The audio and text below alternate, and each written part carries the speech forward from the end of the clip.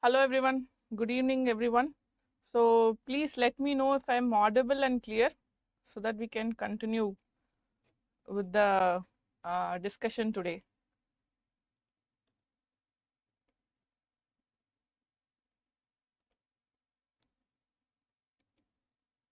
Am I audible and clear so that I can continue?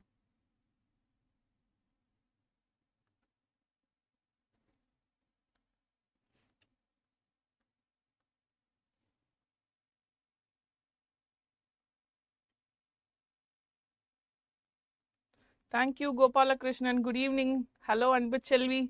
Hi Subhashree. Welcome to today's discussion. Hello Selva, Vignesh. Good evening Vignesh. Okay, nice. Low volume. So 1 minute, I will increase the 1 second.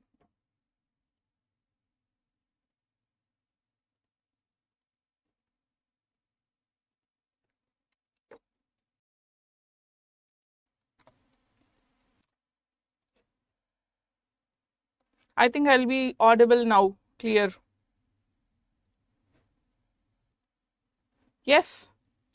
Good evening, Nandini. Hello, Narsimha. Hi, greetings. Thank you. Shall we continue? Yes.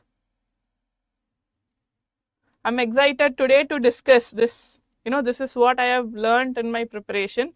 This understanding something about this actually changed my preparation process. So I wanted to share this with you because PYQ analysis is something not we do once we complete our preparation. It is how you start the preparation by itself. So in terms of approaching the PYQ, there has been many misunderstandings, what I would say, starting from how to you would have seen in the thumbnail that do not read the PYQ. That is what I would have mentioned. So what do I mean by do not read the PYQ is that the previous year questions should not be addressed such a way it is a factual data or something like that. It's not just to understand the data, memorize the data, like all the 4 options has to be addressed, that has to be memorized. It's not the only thing we have to be doing in terms of this previous year question analysis. So I would like to tell you the right way. No, this is the way. So that is what I wanted to tell you about this previous year question analysis. So before going to, I'll be also showing you examples. I have taken questions from every subject, and I will tell you the examples, like what are all the skills you need in terms of analyzing this, and also what are all the keywords. I would not use the word trap words, because those words actually help you in finding the right answer. Many believe those words confuse us from getting the right answers, but what I would say is those words actually, if you are rightly identifying, will help you in finding the right answer very easily, which will save you time. Fine. So shall we go into the discussion? Yes. So we'll go into the discussion.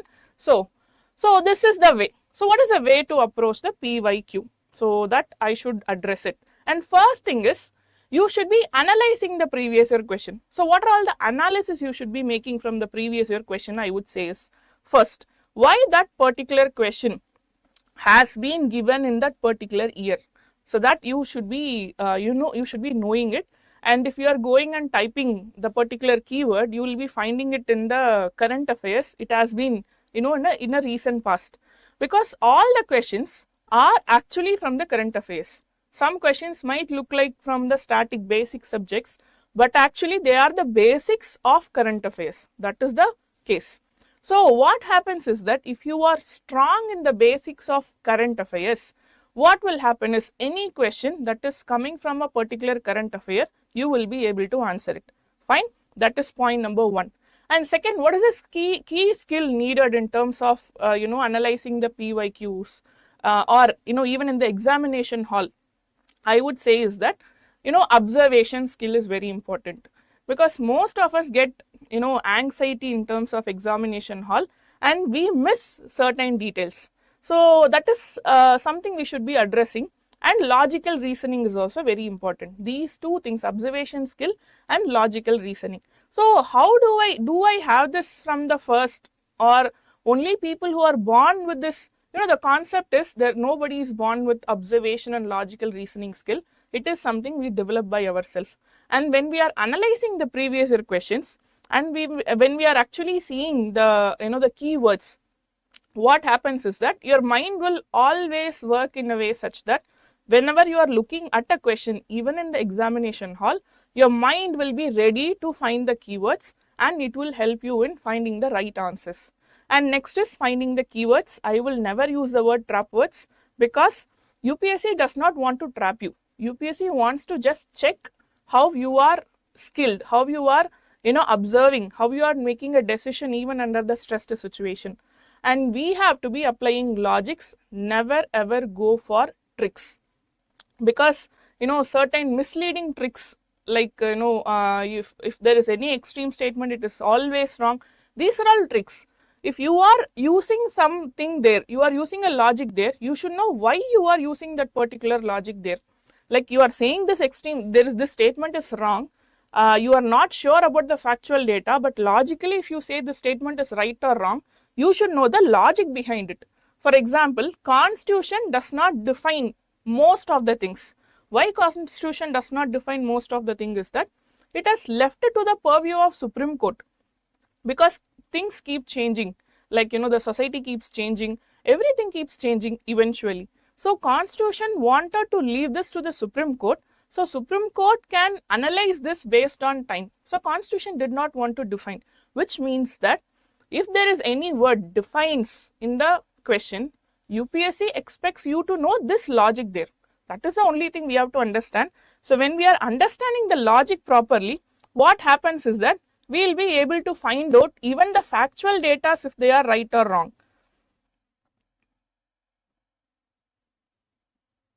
Yes. So we will be able to understand even if the factual data are right or wrong, if we are very strong in the basic, and if we are knowing the reason for a particular logic behind it. And finally, strengthening the basics. Do not run behind the factual data alone. Basics, when you are very strong in basic, they might ask you in a very different word. I will also show an example where the same concept has been repeated continuously 3 years, with just change in the meaning of the, just change in the words placement of the question, but still the meaning is same. That is the basic. So once you are very strong in the basic, they can ask you however they want, but what happens is that you will be ready to address those questions. So these are the important points you should understand before analyzing the PYQs. Because why this is very important, why analyzing PYQ is very important is that I'll tell you a math. So what generally we do a mistake in terms of preparation is that we collect lots and lots of data.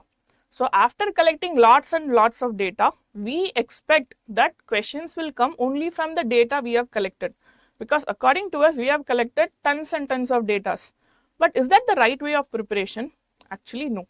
So what we have to do is, once we analyze the previous year question, we will start understanding the mindset of the question paper setters, like what they are expecting from us. So if we are taking a particular topic, what is the questions most possibly asked? So when we understand these things, even our note making becomes so refined. So what happens, instead of taking 1000 data, expecting 10 data to be reflected, we will be taking like 80 to 100 data, from which 10 will actually be reflected in the examination. And even though there are certain questions which are not directly from whatever you have prepared, if the basics are strong, what happens is that you will be strong enough to address those questions. On that spot, you will be able to think if this particular thing is right or not. So what we will do, we will go to the questions, so subject wise questions, and I will be also telling you what are all the important points you should be keeping in mind while you are addressing the particular subject based question. Shall we move on to the questions now? I want to see if you are ready to go to the questions, and if you are ready to analyze this previous year questions with me. Shall we move on to the next question? Shall we move to the questions?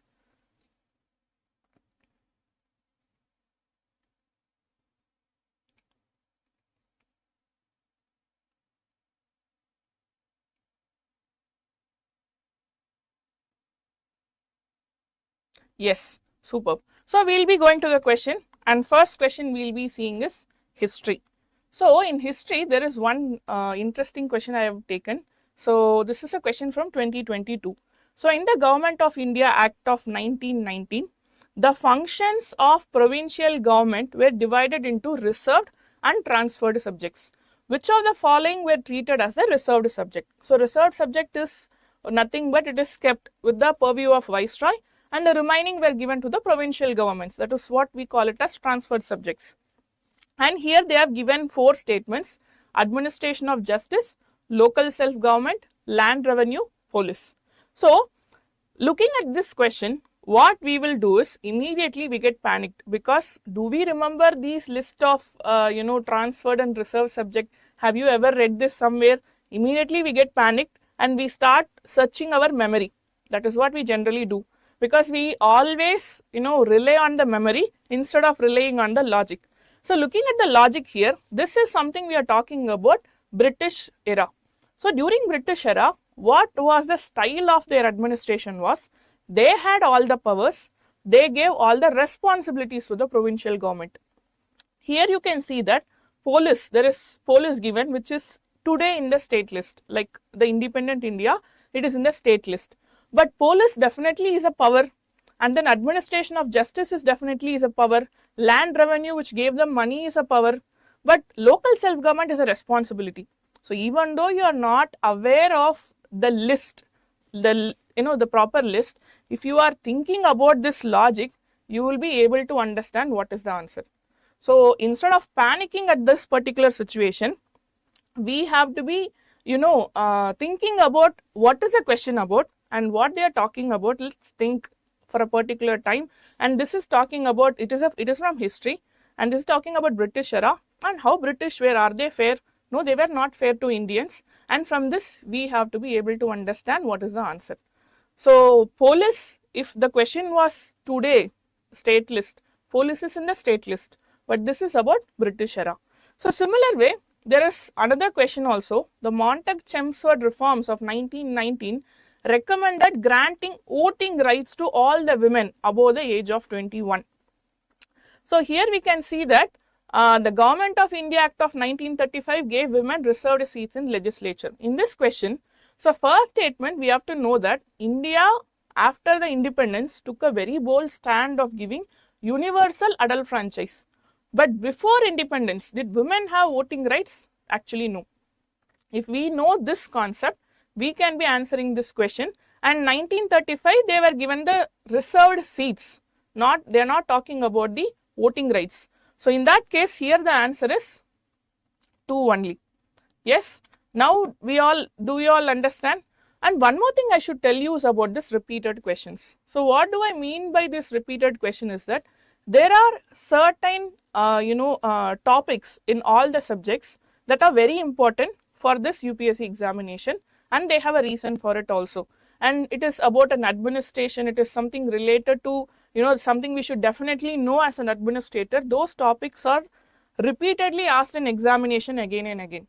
In that particular point of view, in UPSC, Ashoka, the great emperor Ashoka is one topic which is always repeated. I have just taken from 2019, and even if you go and check in the previous year questions, you will definitely get questions about Emperor Ashoka always. So you can see in 2019 there was a question about Emperor Ashoka. They spoke about the stone portrait of Emperor Ashoka, which is Kanganahalli. And again in 2020 also there was a question related to Emperor Ashoka. So like you take about in history, Emperor Ashoka, Vijayanagar Empire. Now recently Sangam literature is asked, almost in every question paper for the past few years. So these kind of topics are something you should not miss. So what happens sometimes is that there are certain topics which we are not that comfortable with. So we keep on leaving those topics. But understanding this previous year question will give us certain topics that are mandatory for the preparation, and you should know that you should spend time. Irrespective of you comfortable with the subject or not, you should become more familiar with these topics, and one such topic is Emperor Ashoka. So this is about history, and in history, everybody believes history is more factual, and if you are not sure about the factual data, it is very tough to attempt those questions. And don't ever leave any question without reading the question completely. because when you read the question completely, sometimes when you read it again after sometimes, you will get the answer. So this is something we should keep it in mind in the examination hall. Also during the previous year question analysis, read every question. So this question, Emperor Ashoka, is from 2019 PYQ, and 2020 also they have asked this question. Okay, so yes, this is about this. So next we will be going to geography based question. So geography, something we have to understand about geography is that pure geography questions are asked completely from geography. Apart from that, there are almost all the subjects which has the tint of geography. Without understanding the basics of geography, understanding environment based question becomes tougher. Agriculture based questions become tougher. And then sometimes science and technology. So understanding geography, today geography is blended in most of the questions. That is what I would say. And one more thing is that pure questions do not expect today. It is like either environment plus polity. When they are talking about environmental governance, it is environment plus polity. When they are talking about energy security or something, it is about economy plus environment. So there is no pure question as such. You should be able to understand the question in all the spheres, and it will be easy. So next is that, next question is this. So the soil in tropical rainforest is rich in nutrients. The high temperature and moisture of tropical rainforests cause dead organic matter in the soil to decompose quickly. So seeing this question, first and foremost thing is, this type of question was introduced in 2023. So immediately we all got panicked thinking that there is no elimination method right now, because we had elimination methods previously, but now where is the elimination method? So first thing is, seeing the statement 1 and statement 2, they are contradictory, right? So soil 1 in tropical rainforest is rich in nutrients, and then you see the next statement, it is making the organic matter decompose quickly. So it is opposite from each other. So if statement 1 is true, statement 2 is not true. Statement 2 is true, statement 1 is not true, it is vice versa. So here how to find the answer? So one thing about tropical rainforest we all know is the concept of leaching.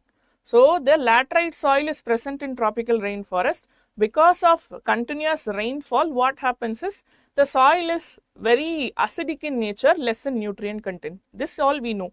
So obviously statement 2 is correct, statement 1 is wrong. And you see all the 4 statements, only one option has statement 1 is incorrect, which is the 4th statement. So even here we have elimination, and if we are very strong in the basics, these questions we will be easily able to address. Fine. Shall we move on to the next question? So if there is any doubt, you can ask me. I will address those doubts. And yes. Shall we go to the next question? Are we all ready for the next question? Yes. So here is a question. In the northern hemisphere, the longest day of year normally occurs in. So this is a 2022 question. And even in 2020, I guess there was a question related to summer solstice. So they asked about the sun setting in the horizon of Arctic Circle. There is a question similar to this. So here we have to know what they are talking about. Statement 1, the longest day of a year normally, it is a summer solstice. So in the northern hemisphere, it is June 21st. So that is what we call it as summer solstice. So here, yes. So here the thing is that if it is June 21, so let's say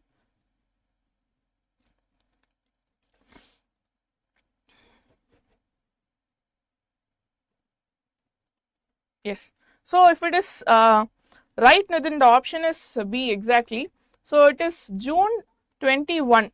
So if it is June 21, so it is after June 15, which is the half of month of June, and it is second half of the month of June. So this is how, instead of panicking first half, second half, first write the answer what you know, and then try to come to the given statements. So always break down the answer, break down the question to the simplest form.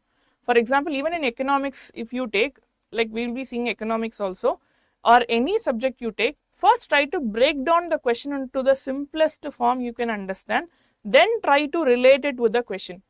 don't straight away jump into what question has been asked, which will make it very tough. And obviously the answer is second half of the month of June. So this is about geography, and this question is very interesting actually. So here the question is, jet streams occur in the northern hemisphere only. Only some cyclones develop an eye, and the temperature inside the eye of cyclone is nearly 10 degree lesser than that of the surroundings. So they have given this. So here this is one of the example why basic is very important. So what is a cyclone? So there is a place, in that place what happens is the temperature is high. So when temperature is high, what happens? Pressure falls drastically. So it is a small area where the pressure has fallen. So the area surrounding it where the pressure is high, the air starts to flow in. This is how cyclone is formed. And due to Coriolis force, they start to rotate, and that's how the cyclone is formed. This is the basic. So we have to know that the temperature in the eye is higher, not lesser. So in that way, you can eliminate two options here, and you have one only and two only. So here they have given only some cyclones develop an eye, and which is actually right. So whenever you see the statement some, this statement is a very relative statement. So it's not an extreme statement, it's a relative statement. Mostly, am I audible? Is my voice clear?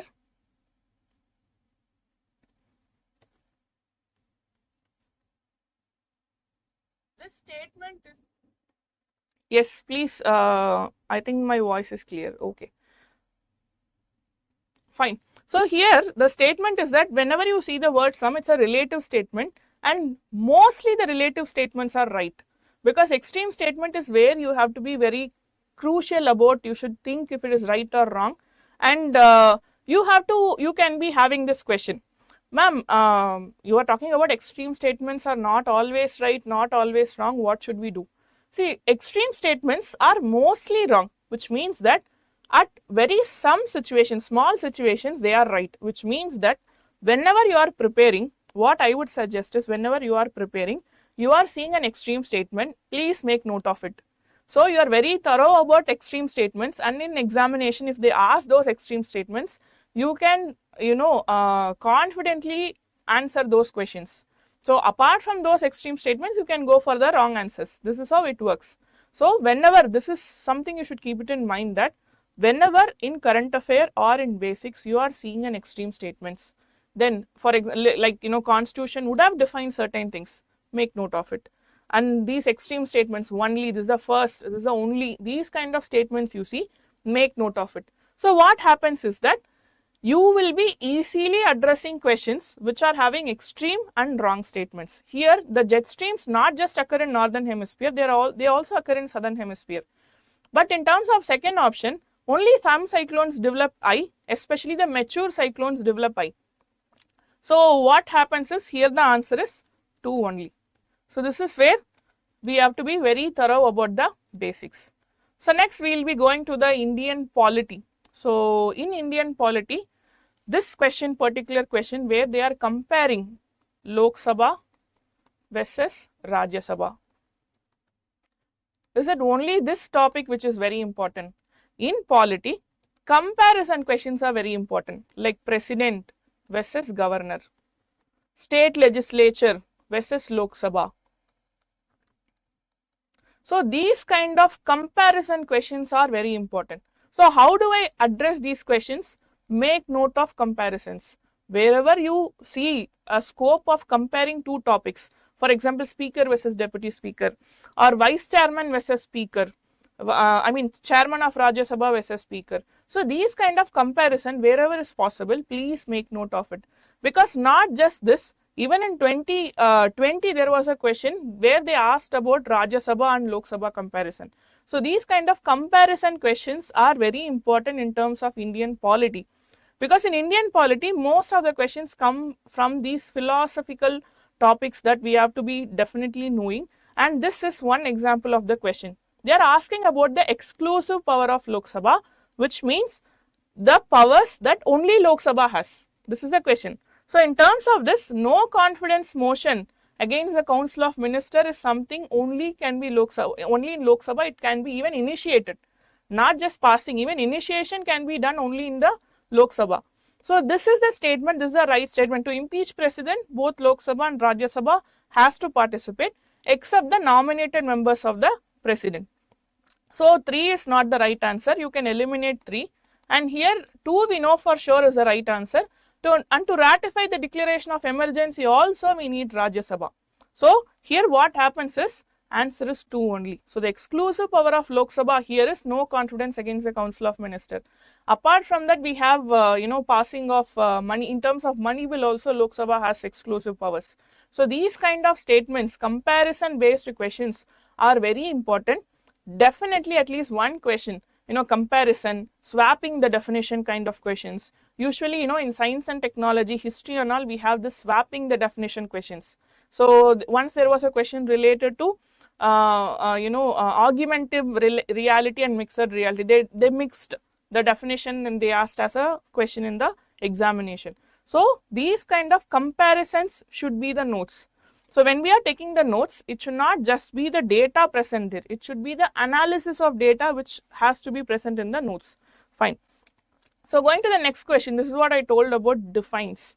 So the Constitution of India defines the basic structure. So wherever you see the term defines, please be very careful, because Constitution, I also told you the reason, Constitution does not define mostly. Because for example, even the term minority, Constitution has not defined the term minority. So these kind of statements, either the question is mentioned, defined. These two words you should be very careful in addressing in the examination, because mentioning and then defining, these two things Constitution does not usually do in most situation. At least mentioning, yes, we can be accepting to a certain extent, but definition in terms is mostly wrong, right? So in that situation, the Constitution of India defines its basic structure. So this basic structure doctrine came in Kesavananda Bharati case, and that too because of Supreme Court. Supreme Court gave this basic structure doctrine, right? It's not the Constitution which has defined the basic structure doctrine. So in that case, the first statement is wrong. And second statement, again, they're coming to the same thing. So Constitution of India provides for judicial review. So what happens whenever we study the Article 13, we study judicial review. So what happens is we keep it in mind that judicial review is in the Constitution. Judicial review is a term which we are using it for our understanding. There is no explicit mention of judicial review in the Constitution, and not just Article 13, that is. In Article 32 also there are certain provisions related to judicial review. So judicial review is for our understanding, and Constitution does not give this term as such as judicial review. So this is what I am telling you. Polity is a very interesting and easy subject if you are understanding the mindset of Constitution makers. What did they want to give us?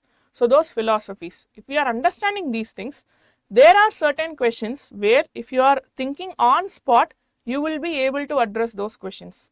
So in that way, here the answer is neither one nor two. The Constitution has not defined, and the Constitution has not explicitly given the term judicial review.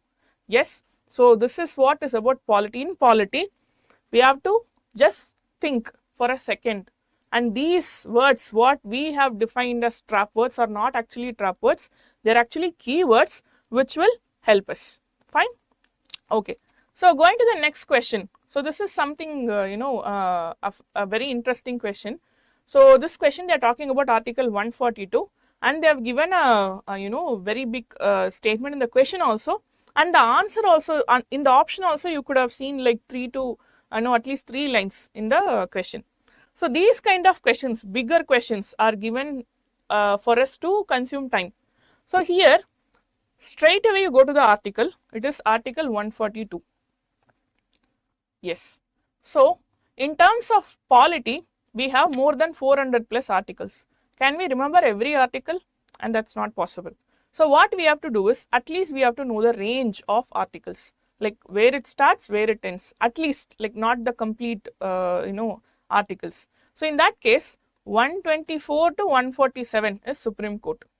So either if you are remembering this, it is fine, or 143 is the advisory jurisdiction of Supreme Court. So 140, according to Article 143, President can ask advice to Supreme Court, and Supreme Court can give the advice to the President. This is Article 143, and obviously 142 should be related to Supreme Court. And you see the statement, the only statement which is related to Supreme Court here is option B. At least if we know the range of articles, even if you are not aware about the proper answer there, these things will help you to check if your answer is right or not. So 143 is something we all are aware about. 143 is advisory jurisdiction of Supreme Court. So 142 should be related to Supreme Court, and the only option which is related to, see, the first option is about Election Commission. Election Commission nowhere is, it is near like more than 200. So it is nowhere near 140 or something. And Supreme Court, next they are talking about financial crisis. Financial emergencies 360, Article 360. And state legislature cannot make laws on certain matters. That is also not similar to this. So if you are aware about these basics and somewhere near those basics, you will get the right answer. Just that on that particular moment, you have to sit and think. And here, why did they ask about Article 142 at that particular year is, that is related to complete justice. So in that particular year, there must be some current affairs related to judicial activism, and they have asked this question in that year. So current affairs will take you to the right preparation path. Next, in repeated question, so this is something you can see in this question in 2023, they are talking about the chief purpose of constitution of country. Next question, in the next 2021, constitutional government means. Next question, they are talking about constitutional government by definition. See, continuously you can see it in the years. 2023 they have asked, and here you can see this word limit. This is a keyword here. Again you see limited. Again you can see it in the next year, they have limited government. So this is almost, in a past 4 years, 3 times the question has been asked. So they want you to know that what is the function of, what is the relationship between constitution and government. That is what they are expecting you to know, and the question has been repeated again. Because the constitutional philosophies, ideologies, what is the role of fundamental rights? Fundamental right is a duty on government. Government has to do certain duties. So these kind of understanding if we are having, what happens is that it will become even easier to address these questions. So this is what is a repeated question I wanted to tell you. And fundamental rights. So next is, every year at least one question we can get from fundamental rights. This is point number 1. And point number 2, Article 21. This is again asked again and again.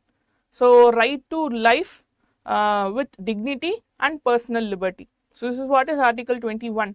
And in 2019 they asked about Article 21, and again they asked about Article 21 in 2021 regarding right to privacy, Puttaswamy case. So the same Article 21 has been asked. So fundamental right will always be asked. So please be very thorough about fundamental rights. And fundamental right, I mean not just the article and what is the right about. So we have to know about the philosophies, what are all the exceptions. So all these things we should be knowing about fundamental rights.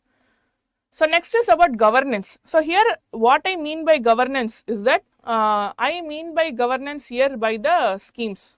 So talking about this governance, first scheme, one scheme I would be discussing here is asked in 2023, which is Anemia Mukta scheme. So in Anemia Mukt Bharat strategy, see the first statement, they are talking about calcium supplementation. So this question seems like a scheme. Yes, and it is related to governance or polity. But here, if you are knowing a science and technology related topic, so here they are talking about anemia, which is nothing but hemoglobin deficiency. So what is hemoglobin? To increase hemoglobin, what all we need? We need iron, folic acids, and then we need protein, and then we need vitamin C. So this vitamin C actually binds protein and the iron, which makes hemoglobin. So to increase hemoglobin, the government was giving, like according to this scheme, they were providing folic acid tablets, iron, fortified food, all these things might be right. But they are talking about calcium supplementation. So the first statement, why are they talking about calcium supplementation in terms of anemia related concept? So if you are knowing this basic concept, what is hemoglobin? Because anemia is a very big issue in our country. And if you take about tribal people, 75% of women in terms of tribal population are anemic. And anemia is an issue not just in terms of below poverty line. Irrespective of the class status, women are anemic in our country, and there are various schemes to address this. So in that case, this statement, this keyword, if you find out and if you know this is wrong, you can come to the answer that only 3 statements are right. So this is right. Delayed cord clamping, yes, and deworming to children, that is also right. And non-nutritional causes of anemia like malaria, hemoglobinopathies, fluorosis, yes, all these 3 are right. They try to address the issue of anemia. For that, you should know what is anemia as a basic concept. So whenever you are seeing about a scheme, what all you should address in terms of scheme is that you should know the proper name of the schemes. We all know the the short forms or acronyms of the scheme. You should know the proper name of the scheme, and you should be knowing about the beneficiary of the scheme, for whom this scheme is actually made for. And next, you should be knowing about which ministry it belongs to, and talking about the ministry, you should know if it is central sector or centrally sponsored scheme. Yes, and what are all the criteria? So for beneficiary, you should know if it is below poverty line, or they are talking about all the people, universal concept they are talking about. All these things we should be aware of whenever it comes to scheme. So when you are seeing a scheme in terms of current affairs, you should have a notes in this format. So if you have the notes in this format, you eliminate other things. These 4 points should definitely be in your notes. So what happens is that it will be very helpful in terms of recalling it, because revision is very important, as I mentioned in my past video, how repetition and revision will help in terms of addressing factual data issues. And that time what happens is that having these form of refined notes will help you to address these scheme based questions. So next question, we will be talking about Indian economy. Indian economy and science and technology is where they ask you question from the very basic. So Indian economy or science and technology, we are always scared in terms of the complexity of the subject, and sometimes we also leave from studying those subjects. But I will tell you one thing from what I have analyzed. Questions come from the very basic, and the very basic questions are what we are actually struggling for, because in search of all those complex concepts, we are not that much working with ourselves in terms of understanding the basic questions. So we will be addressing, we will be seeing the questions. For example, and before going to that, we should also remember one thing, what is the role of RBI? What is the role of finance ministry? What is the role of SEBI? This role concept is very important in terms of economics. This is where they actually twist. For example, instead of ministry, they will give you RBI. Instead of SEBI, they will give you RBI. Instead of RBI, they will give you finance ministry. So this is one design where in economics they try to make it a bit tougher in terms of this prelims question. So addressing these question here, Indian economy, you can see here I told you about the roles of every organ in terms of economy we should know, and specifically RBI. So RBI is very crucial in terms of monetary policy. So in terms of monetary policy, what do we mean by monetary policy is, they are the organ who address the issue of inflation. So whenever you see the term related to inflation or related to currency stability, or you are talking about prices, devaluation. So if there is any term, such terms are bank related concept. RBI is the authority who regulates banks. So if you are seeing these terms, immediately what should come to our mind is RBI. So RBI or central bank. So what they are talking about here is carried out interest rate hikes, which is nothing but it is something related to inflation. So they are talking about central banks generally assume they have the ability to counteract the rising consumer prices via monetary policy. So what is this rate hikes? Nothing but repo rate, reverse repo rate hike. And who does that? Central bank does that. In that case, obviously the answer is Both statement 1 and statement 2 are right, and statement 2 is the correct explanation for statement 1. So here what we should do is, in these questions, do not overthink. That is one issue we usually do in terms of prelims question, is where we overthink certain questions. It's a very straight question, like they are talking about interest rate hike, which is nothing but repo rate and reverse repo rate. Yes, and who does this? RBI does that.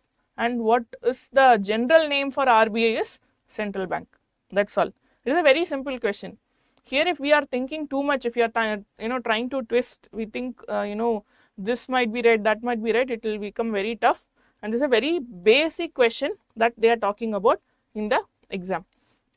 And one more thing I should tell you is, whenever there is a question related to inflation, you have to keep it in mind that you are going to talk about money flow. Will this statement lead to increase in money flow or decrease in money flow? Then you relate it with the question and answer, it will become even more easier. So that is something I wanted to address. And next question.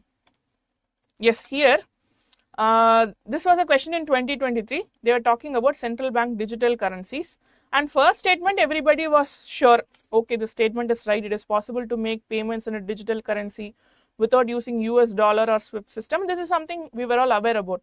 But here, time frame for spending it. A digital currency can be distributed with a condition programmed into it, such as a time frame for spending it. So here, this is where we all got confused. We all were thinking about, is it possible, can central bank do it, RBI can do it, and what is all these things we were thinking about. Is it not similar to demonetization?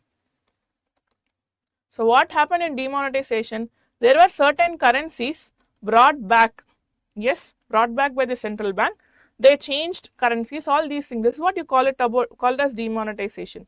And this is actually possible. This is the power of central bank, and central bank has the power to change this concept. So in that case, both 1 and 2 are right. Yes. So we will go to this. This is some very interesting question. This is the basic, like this is a basic of the economics. This is how the bank functions, and this is in 10th standard NCERT, and they are talking about which is not included in the assets. See, what is not included in the assets? Liabilities. Yes, liabilities is something which we always should give back in future. Like we have something and that is for ourselves. It is an asset. There are certain things that we always should give back in the future. In that case, advances, investments, money at call, short notice are assets for the banks. But deposit is something, it is kind of a loan taken by the bank from the people, and that's why bank is giving them the interest. So in that case, this is a liability and this is not the asset. So it's a basic. This is something I wanted to show how in economics they ask you the basic question possible. So economics is something you can be very sure about if you are properly understanding the basic. Even all the questions in the economics actually can be answered in the examination if with a calm mind and we are trying to understand the question from the basics. Yes, shall we go to the next concept? Are you all listening? And the chat section has been quiet for a very long time. Yes, are you all listening? I want to know if you are all listening. Just drop a yes ma'am so that I know you are all listening and I can go to the next question. Yes.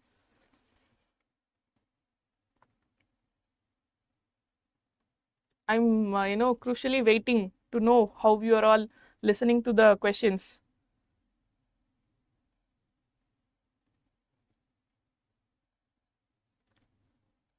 Yes, superb, Veera, thank you so much. Thank you, Nandini. Yes, we'll go to the next question, and science and technology. And science and technology, we have to understand something about science and technology. So science is a theoretical part and technology is the application part. So every technology, there is a science behind it, and every science has an application which is nothing but technology. And this is somewhat more complex, right? But the questions from science and technology is always basic. They expect you to know whatever you have studied in the schools. So the basic of all. One example I will be showing you which is related to virus. So I will go to that question straight away. You can see here. Consider the following: bacteria, fungi, virus. Which of the above can be cultured in artificial synthetic medium? So here the keyword is artificial synthetic medium. In schools we would have studied virus. If it is with a host, it acts as a living organism. If it is out of the host, it has a crystalline nature, right? When it is outside the host, this which is artificial synthetic medium does not have any living organism, it cannot act as a host, it's just a medium. So this is like a basic question. If you know this concept, you can answer this, and you eliminate the option 3, you will get the answer. Like, this is how basic the questions are in science and technology. But instead what we will be doing is, we will be reading the different names of virus, we will be, we are ready to memorize so much data, but here in this question they simply asked you the basic. And one more thing also happens in the examination is that when we are seeing a simple question, we get panicked. We read the question again and again, we check with ourselves, does UPSC ask easy questions? Is this a really easy question? And we start searching for traps there. UPSC does ask easy question, because it is not that they want to, again I am telling you, it is not that they do not want you to write the answer, it is that they want to select the right people with certain skills. In that case, these are like the basic questions from science and technology we can get from. So previous question I just skipped, we can see it now. So other than those made by humans, nanoparticles do not exist in nature. So this is an extreme statement. Yes, nanoparticles of some metallic oxides, see the term some, are used in manufacture of some cosmetics. See how much relative terms they are using. They are not giving you any straight pinpoint data. Some metallic oxides are used in some cosmetics, and that's always possible. Nanoparticles of some commercial products which enter the environment are unsafe for human beings. They do not say that nanoparticles are always harmful. They did not say that. They did not say that nanoparticles are always used in cosmetics. They did not say that. Because especially in terms of science and technology, or especially any question related to science, science always is filled with possibilities. That's why these relative terms are always right. Only in certain situation these extreme statements become right. Like Asiatic lions, there was one question related to Asiatic lions. Asiatic lions are found in nature only in India. This was a question. So what happened? That's an extreme statement, and that statement is true. That's the reason. In Gir National Forest, we have Asiatic lions in a natural habitat.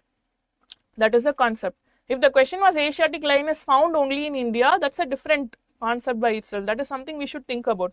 But they have given a statement as nature. So these kind of extreme statements, and if it is some, the possibility of answer being right is very high, because science is always filled with possibilities. So in science and technology, mostly we go for all the above, these kind of statements.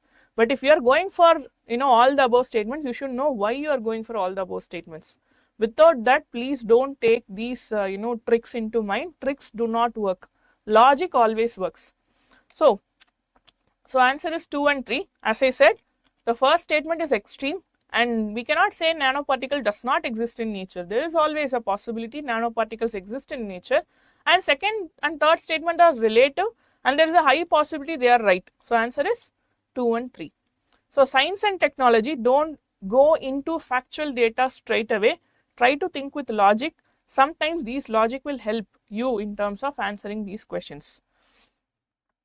So this question we have addressed, and yes, here again you can see this question. So straight away I am going to this. There is no side effects. There is no allergic reaction. So these form of, there is no negative at all. So any technology has its own limitations. Every technology you take, you cannot name one technology where you can say this technology is 100% perfect and there is no limitation at all. Those statements are actually not right. Every technology has its own limitation. And in terms of medicines also, every medicine, at least for some people, it will be having a side effect. Allergic penicillin, many people have penicillin allergies. Similar way, any vaccination you take, the vaccination might have a side effect and allergic reaction. So this is very common statement. And third statement you can eliminate straight away, and 1 and 2 only is something you have to think about. And here you see dependence on antibiotics that are not effective against drug resistant bacteria can be reduced. Obviously this seems like a need, right? Antibiotics, like we are using certain antibiotics, they are not helpful, but vaccinations can be helpful. So first two statements are logically right and they are right also, but third statement, as I told you, any technology, if you are seeing any technology, they are saying it does not have a side effect at all, it is completely perfect, it is completely possible, there is no limitation at all. In science and technology, that statement is always wrong. Every technology will definitely have some side effect, will definitely have its own limitation. So going to this, so the answer is 1 and 2 only. So here this is something, I would tell you this answer. You can see this term methyl. So methyl is something, we all know methyl, ethyl. We are studied in our examination, 10th standard, 12th standard examination, where we have this ethyl, methyl, alcohol, all these things. So methyl is poisonous. That is something you have to know about. So instead of just getting, scared with these, they have talked about carbofuran, methyl parathion, phorate, triosophos. So even though you don't know all these, just think if you are able to relate with this question. So methyl. So what is methyl? Methyl is a poisonous, thing. So where do they use poison? Obviously in pesticides. Preservatives in foods, do they use poison? They do not use poison. And fruit ripening agents, obviously they should not be using it. Moisturizing agents, no. So these kind of relatability can be helpful.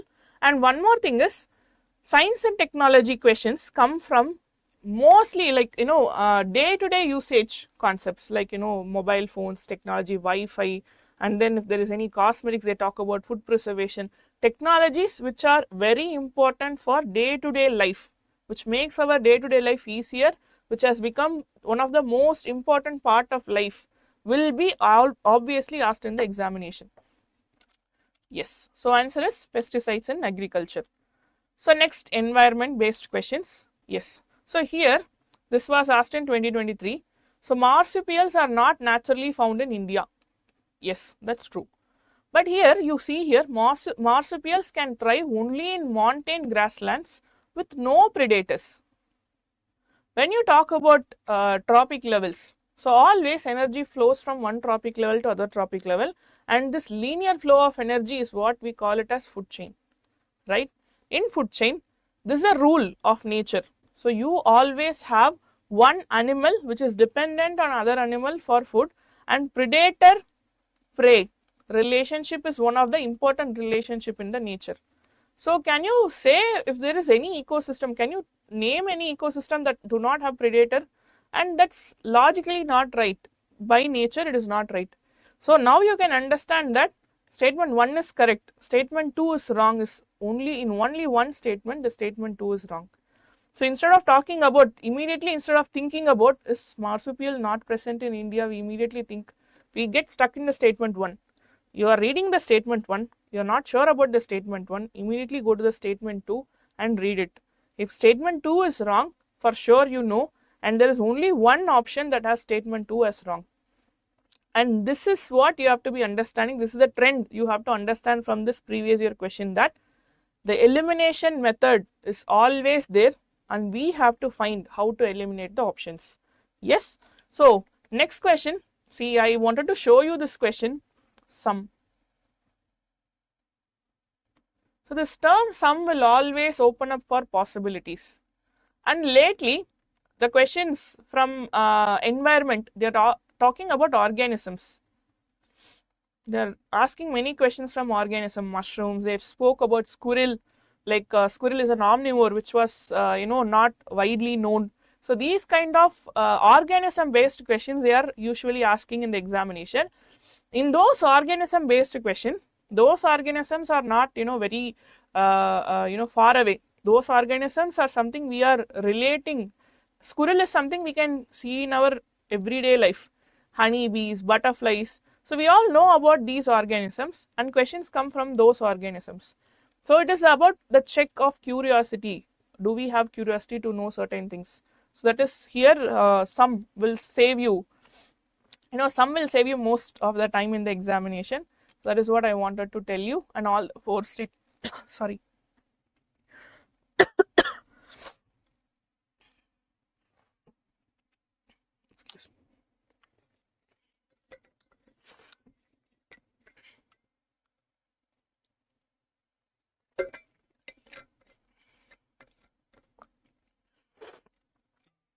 Yes. So let's continue. So this is a question I wanted. Am I clear and audible? I'm sorry. So this is a question I wanted to talk about Asiatic lion. So it is found only in India, and here the keyword is naturally. If they have told you that Asiatic lion is found only in India, that statement is something we should think about. But here they are talking about naturally, in the natural habitat, and yes, Asiatic lion is found only in naturally in India only. So one only is right. The other two statements are not right. They are not only found in India, they have natural habitats outside the territory of India also. And international relations. See, when we talk about international relations, international organizations specifically, about international organization, one notes you should definitely have is that you should go to the official website of the international organization and you take notes of the about us section given by that particular organization about themselves. That is, those mostly it will be of 3 lines. That will give the specific function of any international organization, and that should be definitely in the notes, and we should be aware about that particular unique function of any organization. In that way, understanding the unique function, it will save you in many places. And about international relations, we get questions related to map, something we have to, most of the map based questions come from international relations. So here they are talking about G20. I wanted to show this question because that year we had G20 summit, and that was a very big event for our country, and immediately that year the question reflected, that question reflected in that particular year. So answer is both 1 and 2. So if there is any landmark event and that has a very big impact on our country, so we have to definitely address those current affairs and we have to take the notes, crucial steps taken by the country. So in that, digital public infrastructure is one of India's G20 priorities.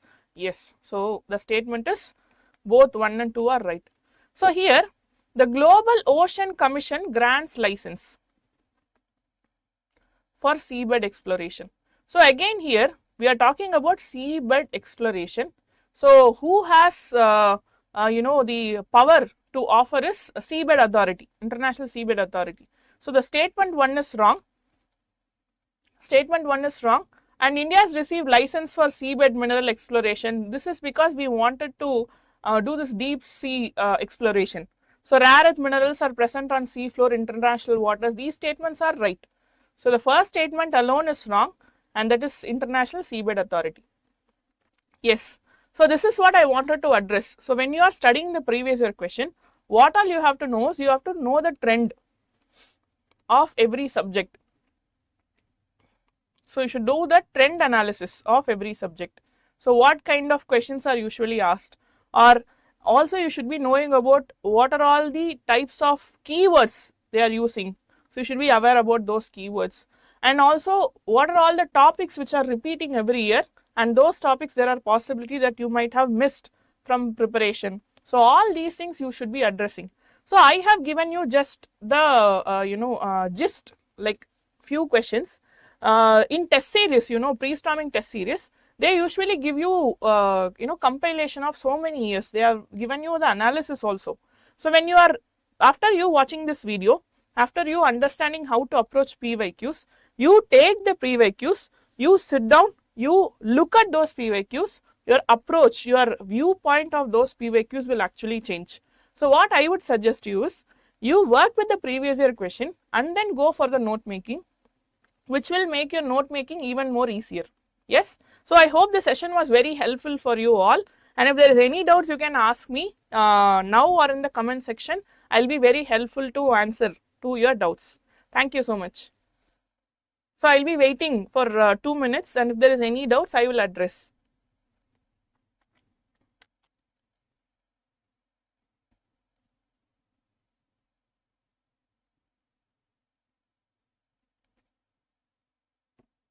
Thank you, Sanjay. Thank you. Thank you, Veeranarayana. Thank you so much. Thank you, Ravi Shankar. Thank you, Abhinaya. Thank you.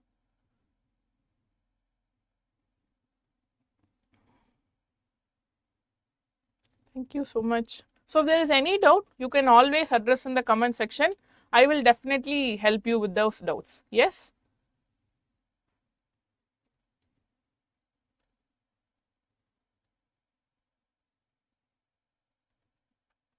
So I will meet you again with similar videos that will help you to effectively prepare for your examination.